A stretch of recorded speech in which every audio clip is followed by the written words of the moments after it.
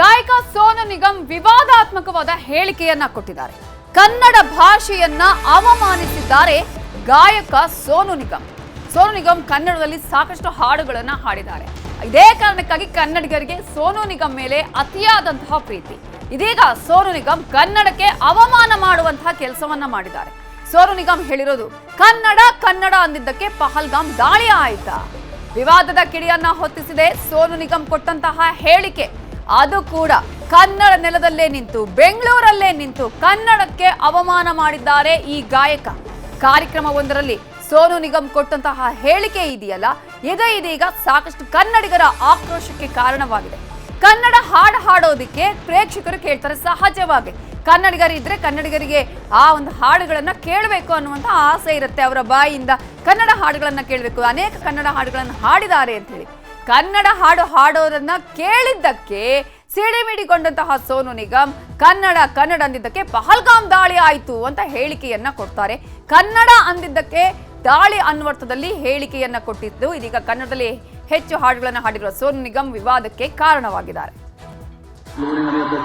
परिवार माना है, मुझे अच्छा नहीं लगा कि वहाँ पे एक लड़का जिसकी उम्र मतलब इतनी जो उसकी उम्र नहीं होगी उससे ज्यादा, तो उसके पहले से मैं कन्नड़ गाने गा रहा हूँ और वो यहाँ पे मुझे so rudely threatening making Kannada Kannada. यही कारण है पहलगाम में जो हुआ है ना, यही कारण है। आप लोगों ने हमें अपना परिवार माना है, मुझे अच्छा नहीं लगा कि वहाँ पे एक लड़का जिसकी उम्र मतलब इतनी जो उसकी उम्र नहीं होगी उससे ज्यादा, तो उसके पहले से मैं कन्नड़ गाने गा रहा हूँ और वो यहाँ पे मुझे so rudely threatening making Kannada Kannada. यही कारण है पहलगाम में जो हुआ है ना, यही कारण है। आप लोगों ने हमें अपना परिवार माना है, मुझे अच्छा नहीं लगा कि वहाँ पे एक लड़का जिसकी उम्र मतलब इतनी जो उसकी उम्र नहीं होगी उससे ज्यादा, तो उसके पहले से मैं कन्नड़ गाने गा रहा हूँ और वो यहाँ पे मुझे so rudely threatening making Kannada Kannada. यही कारण है पहलगाम में जो हुआ है ना, यही कारण।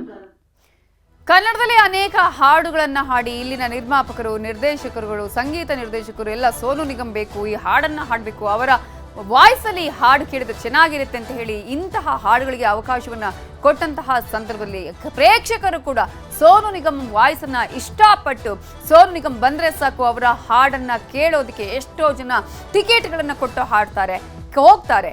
ಇಂತಹ ಸಂದರ್ಭದಲ್ಲಿ ಈ ಗಾಯಕನ ಈ ರೀತಿಯ ಮಾತು ಕನ್ನಡಿಗರ ಆಕ್ರೋಶಕ್ಕೆ ಕಾರಣವಾಗಿದೆ.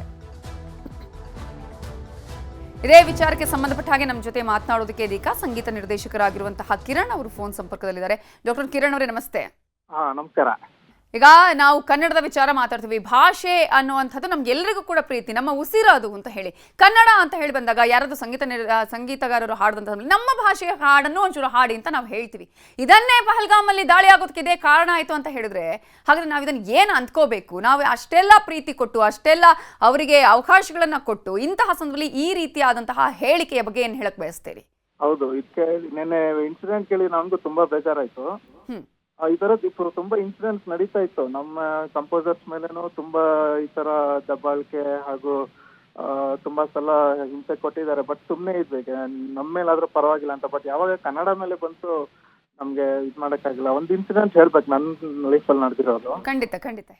ಒಂದು ಸಾಂಗ್ ರೆಕಾರ್ಡಿಂಗ್ ಅಂತ ಮುಂಬೈಗೆ ಅವ್ರದ್ದು ಅಪಾಯಿಂಟ್ಮೆಂಟ್ ತಗೊಂಡ್ವಿ. ಇವರು ಅಪಾಯಿಂಟ್ಮೆಂಟ್ ಗಳು ಕೊಡೋದೇ ಕಷ್ಟ ಅಂತದ್ರಲ್ಲಿ ತಗೊಂಡು ಹೋಗಿ ಅಲ್ಲಿ ಮುಂಬೈಯಲ್ಲಿ ಸ್ಟುಡಿಯೋ ಬುಕ್ ಮಾಡ್ಬಿಟ್ಟು ಎಲ್ಲ ಹಾಡ್ಸಿದ್ರೆ ಇವರು ಹಾಡಿದ್ರು, ಪಲ್ಲವಿ ಹಾಡಿದ್ರು ಒಂದ್ ಸ್ವಲ್ಪ. ಆಮೇಲೆ ಇಲ್ಲ ಹಿಂಗ್ ಚೇಂಜ್ ಮಾಡಿ, ಹ್ಯಾಗ್ ಮಾಡಿ, ಹೀಗ್ ಮಾಡಿ ಅಂದ್ರು. ನಾನು ಇಲ್ಲ ಸರ್ ಇದು ಹೀಗಲ್ಲ, ಹೀಗೆ ಹಾಡ್ಬೇಕು, ಈ ತರ ಬರ್ಬೇಕು ಅಂದ್ರೆ then why the fuck should I sing this song ಅಂದ್ಬಿಟ್ಟು ಅರ್ಧ ಸ್ಟುಡಿಯೋ ಬಾಗ್ಲಾಕ್ಬಿಟ್ಟು ಹೊರಟೇ ಹೋದ್ರು. ಸೊ ನಾನು ಅವ್ರಿಗೆ ಹೋಗ್ತಾ ಇದ್ರು. ನಾನು ಅಂದೆ ಒಂದು ಹಾಡ್ನ ಒಂದು ಸಿಂಗರ್ ಹಾಡಕ್ಕಾಗಲ್ಲ ಅಂದ್ರೆ ನಾನು ಹಾಡ್ ಚೇಂಜ್ ಮಾಡ್ಬೇಕಾ ಇಲ್ಲ ಸಿಂಗರ್ನ ಚೇಂಜ್ ಮಾಡ್ಬೇಕಾ ಅಂತ ಹೇಳಿದೆ. ಅವ್ರು ಇನ್ನೂ ಉರ್ಕೊಂಡಂಗೆ ಹೊರಟೋದ್ರು. ಇದೊಂದು ಇನ್ಸಿಡೆಂಟ್ ಆಗಿತ್ತು ನನ್ನ ಲೈಫ್ಗೆ.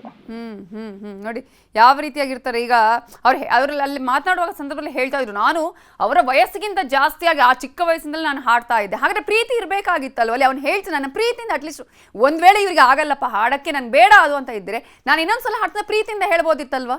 ಹೌದೌದು, ಇಲ್ಲ ಅದೇನ್ ಬೇಕಾದ್ರೆ ಹೇಳ್ಬೋದಿತ್ತು. ಪಹಲ್ಗಾಮ್ ಇಶ್ಯೂ ಎಷ್ಟು ಒಂದು ದೊಡ್ಡ ಇಶ್ಯೂ ಆಗಿದೆ. ಅದನ್ನ ನಮ್ ಭಾಷೆಗೆ ಕಂಪೇರ್ ಮಾಡೋದು ನಮ್ಗೆ ತುಂಬಾ ಅವಮಾನ ಅನಿಸ್ತು ನಮ್ಗಂತೂ. ಕನ್ನಡಿಗರು ಇದನ್ನ ಮಾಡಿ ಅಂತ ಹೇಳಿದ್ರು, ಅಥವಾ ಈ ರೀತಿಯಾದಂತಹ ಅಟ್ಯಾಕ್ಗಳು ಕನ್ನಡಿಗರಿಂದ ಆಯ್ತಾ? ಹಾಗಾದ್ರೆ ಇವರು ಹೇಳುವಂಥದ್ದು, ಹಾಗಾದ್ರೆ ಕನ್ನಡದವರು ಈ ರೀತಿಯಾಗಿ ಮಾಡುವಂತಹ ಪ್ರಯತ್ನಗಳು ಆಯ್ತು ಅಂತ ಇವರು ಹೇಳ್ತಾ ಇದ್ದಾರೆ. ಏನು ಅರ್ಥದಲ್ಲಿ ಹೇಳ್ತಿದ್ದಾರೆ ಇವರು? ಇಲ್ಲ, ಒಂದು ಗಾಯಕ, ಅವ್ರು ತುಂಬಾ ಒಳ್ಳೆ ಗಾಯಕ, ನಾವೆಲ್ಲ ಅವ್ರ ಫ್ಯಾನ್ಸ್. ಬಟ್ ಆಟಿಟ್ಯೂಡ್ ಅವ್ರಿಗೆ ಇದ್ರ ಜೊತೆಗೆ ಆಟಿಟ್ಯೂಡ್ ಬೆಳೆಸ್ಕೊಂಡ್ಬಿಟ್ಟಿದ್ದಾರೆ. ತುಂಬಾ ಅವ್ರ ವರ್ತನೆ ತುಂಬಾ ಕೆಟ್ಟದಾಗಿರುತ್ತೆ ಸ್ಟುಡಿಯೋಲಿ. ಹಾಗಾಗಿ ತುಂಬಾ ಬೇಜಾರಾಗುತ್ತೆ ಇದು ವಿಷಯ. ನಿಜ ನಿಜ. ಈಗ ನಾವು ಅದನ್ನ ಮಾತು ಕೇಳುವಾಗ ಎಲ್ಲರೂ ಪ್ರೀತಿಯಿಂದ ಸೋನು ನಿಗಮ್ ಅಂತ ಹೇಳಿದ್ರೆ ಎಷ್ಟೋ ಜನ ಟಿಕೆಟ್ ಕೊಟ್ಟು ಹೋಗ್ತಾರೆ ಅವರ ಹಾಡುಗಳನ್ನು ಕೇಳಬೇಕು, ಕಾನ್ಸರ್ಟ್ಗಳು ಇದ್ರೆ ಅಂತ ಹೇಳಿ. ಈ ತರ ಮಾಡಿದ್ರೆ, ಈ ರೀತಿಯಾಗಿ ಅವಮಾನ ಮಾಡಿದ್ರೆ, ಹಾಗಾದ್ರೆ ಇವರಿಗೆ ಇಷ್ಟು ಅವಕಾಶ ಕೊಟ್ಟು ಅಥವಾ ಇಷ್ಟು ಪ್ರೀತಿ ಕೊಟ್ಟಿದ್ದಕ್ಕೆ ಅದಕ್ಕೆ ವ್ಯಾಲ್ಯೂನೇ ಇಲ್ಲ ಅನ್ನುವಂಥ ರೀತಿ ಆಯ್ತು. ಹೌದು, ಹಿಂಗಾಗಿ ನಮ್ ಕನ್ನಡದಲ್ಲಿ ತುಂಬಾ ಜನರಿಗೆ ಈ ತರ ಆಗಿದೆ. ಹಾಗಾಗಿ ತುಂಬಾ ಜನ ಹಾಡ್ಸೋದೇ ನಿಂತವ್ರು. ನಮ್ದೇನಂದ್ರೆ, ನಮ್ಗೆ ಆಡಿಯೋ ಕಂಪನಿಗಳಿಂದ ಹೀಗೆ ದೊಡ್ಡ ದೊಡ್ಡ ಸಿಂಗರ್ಸ್, ಬಾಂಬೆ ಸಿಂಗರ್ಸ್ ಕೈಲಿ ಹಾಡ್ಸಿದ್ರೆ ನಿಮ್ಗೆ ಇದ್ ಮಾಡ್ತೀವಿ, ಜಾಸ್ತಿ ದುಡ್ಡು ಕೊಡ್ತೀವಿ ಅಂದಾಗ ಪ್ರೊಡ್ಯೂಸರ್ ಡೈರೆಕ್ಟರ್ ನಮ್ಮಲ್ಲೇ ಆ ತರ ಫೋರ್ಸ್ ಮಾಡ್ದ, ಈ ತರ ಸೋನು ನಿಗಮ ಇಲ್ಲ ಬೇರೆಯವ್ರ ಕೈಲಿ ಹಾಡ್ಸಿ ಅಂತ. ಇಲ್ಲಾಂದ್ರೆ ನಾವು ಕನ್ನಡ ಹಾಡ್ಗಾರ್ಗೆ ನಾವು ಅವಕಾಶ ಕೊಡ್ಬೇಕು ಅಂತಿರೋದು. ಬಟ್ ಈ ತರ ಒಂದು ಇದಾದಾಗ ಯಾಕಪ್ಪ ಬೇಕು ಇವೆಲ್ಲ ಅನ್ಸ್ಬಿಡತ್ತೆ. ನಿಜ ನಿಜ. ಅಂದ್ರೆ ಪ್ರೆಷರೈಸ್ ಆಗತ್ತಾ ಅಲ್ಲಿ ಹೇಗೆ ಅಂತ ಹೇಳಿ? ಖಂಡಿತ. ಆಮೇಲೆ ಈಗ ನಮ್ಮಲ್ಲಿ ಇರೋ ಒಂದು ನಮ್ಗೆ ಸಿಗೋ ರೆನ್ಯುಮರೇಷನ್ ಆಗಿ ಇದಾಗ್ಲಿ ಫಸ್ಟ್ ಆಫ್ ಆಲ್ ತುಂಬಾ ಕಡಿಮೆನೆ. ಒಂದು ಎಸ್ಟಾಬ್ಲಿಷ್ಡ್ ಮ್ಯೂಸಿಕ್ ಡೈರೆಕ್ಟರ್ ಆಗೋಕ್ಕಿಂತ ಈಗ ನಮ್ಮಂತ ನೆಕ್ಸ್ಟ್ ಅಪ್ಕಮಿಂಗ್ ಮ್ಯೂಸಿಕ್ ಡೈರೆಕ್ಟರ್ಸ್ಗೆ ಸ್ವಲ್ಪ ಕಡಿಮೆನೆ. ಅಂಥದ್ರಲ್ಲಿ ಅದರಲ್ಲಿ ನೀವು ಇವ್ರ ಕೈಲಿ ಹಾಡ್ಸ್ಕೊಂಬನ್ನಿ, ಅವ್ರ ಕೈಲಿ ಹಾಡ್ಸ್ಕೊಂಬನ್ನಿ ಅಂದಾಗ್ಲೇ ನಮ್ಗೊಂದು ಪ್ರೆಷರ್ ಸ್ಟಾರ್ಟ್ ಆಗಿರುತ್ತೆ. ಆ ತರ ಇರುವಾಗ ನಮ್ಗೆ ಈ ತರ ಇವ್ರುಗಳು ನಮ್ಮನ್ನ ಅವಮಾನ ಮಾಡಿದಾಗ ನಾವು ಯಾರಲ್ಲಿ ಹೇಳ್ಕೊಬೇಕು, ಏನ್ ಮಾಡ್ಬೇಕು ಗೊತ್ತಾಗದೆ ನಾನು ಸುಮ್ನೆ ಇದ್ದೆ. ಬಟ್ ಯಾವಾಗ ಇದು ಕನ್ನಡ ಬಗ್ಗೆ ಬಂತು ನಿಜವಾಗ್ಲೂ ತಡ್ಕೊಳಕ್ಕಾಗಿಲ್ಲ ನಮಗೆ. ಸೊ ಇದ್ರ ಬಗ್ಗೆ ಏನಾದ್ರು ಮಾಡ್ಬೇಕು. ಇಂಥ ಸಿಂಗರ್ಸ್ ನ ಖಂಡಿತವಾಗ್ಲೂ ನಮ್ಮ ಕನ್ನಡದಿಂದ ಬ್ಯಾನ್ ಮಾಡ್ಬೇಕು. ಎಕ್ಸಾಕ್ಟ್ಲಿ, ನಿಜ. ಇದನ್ನ ಅರಿತುಕೊಳ್ತಾರಾ, ಕ್ಷಮೆ ಯಾಚಿಸ್ತಾರಾ ಅನ್ನೋದು ಕಾದು ನೋಡೋಣ. Thank you so much doctor Kiran ಅವರೇ, ನ್ಯೂಸ್ 18 ಜೊತೆ ಮಾತನಾಡಿದ